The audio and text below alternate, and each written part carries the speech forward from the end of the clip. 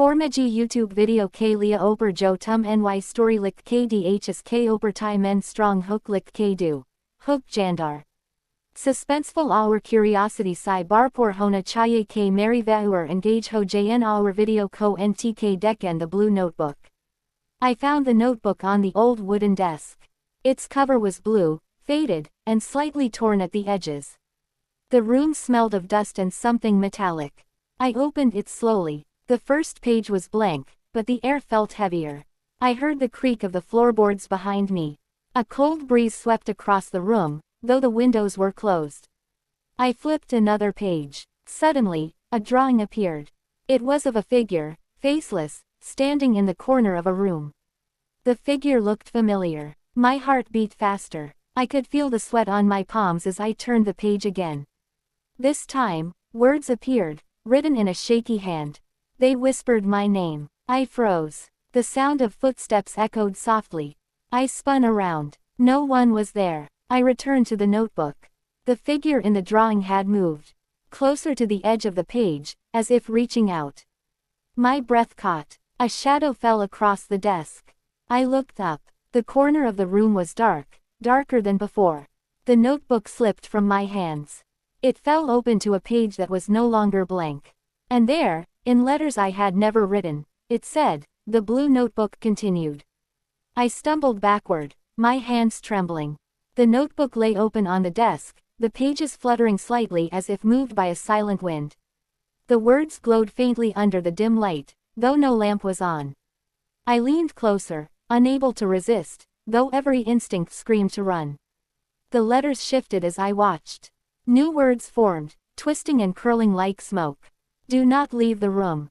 I swallowed hard, my throat dry. The metallic smell grew stronger, almost choking me. I looked around the room. The walls seemed to pulse, the shadows stretching unnaturally. The corners were darker than the night outside. I could hear a low humming sound, almost like a whisper, coming from the desk. It was not human. I tried to step back, but my feet felt glued to the floor. A chill ran down my spine, colder than any winter wind. The pages of the notebook turned by themselves, flipping faster and faster. The figure in the drawing was no longer on the page. It was in the room. I could feel its presence, heavy and suffocating. My eyes darted to the corner where the shadow had grown. The darkness moved, stretching across the floor toward me. A sharp noise made me jump. It was the sound of scratching, like nails on wood, coming from inside the notebook. I reached for it, though every part of me begged me not to touch it. The moment my fingers brushed the cover, the humming turned into a scream. Not a scream of a human, but of something older, angrier, alive. The room tilted slightly, as if gravity itself had shifted. The shadow in the corner grew taller, towering over me. I tried to scream, but no sound came out. The notebook opened wide, revealing a page I had not seen before. On it was a drawing of me. I was sitting at the desk, staring at the notebook. Except the drawing smiled. A smile I did not have, a smile that belonged to something else. The room went completely silent. Even my heartbeat seemed to vanish.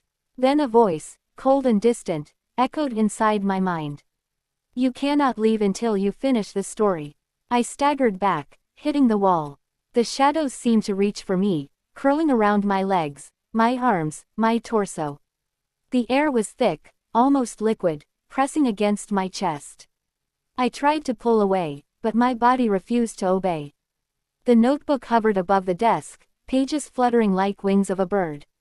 I could hear whispers, dozens of them, all speaking at once, yet none in a language I could understand. The drawings on the pages moved again. This time, they were no longer simple sketches. They were scenes of events I had never seen but felt intimately familiar. I saw myself walking into rooms, talking to people I did not know, making choices I had never made. Each page told a story of my life, my past, my fears. And yet, it was not just my life. It was a version of reality that should not exist.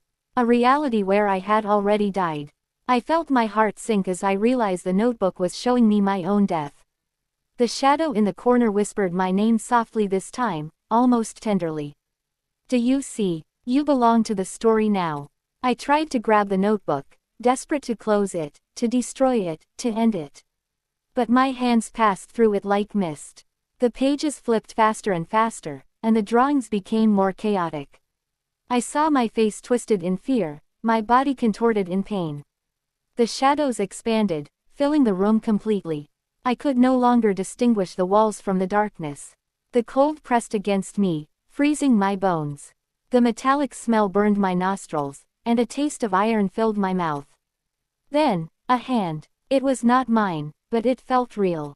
Cold, pale, and impossibly thin, it reached out from the notebook.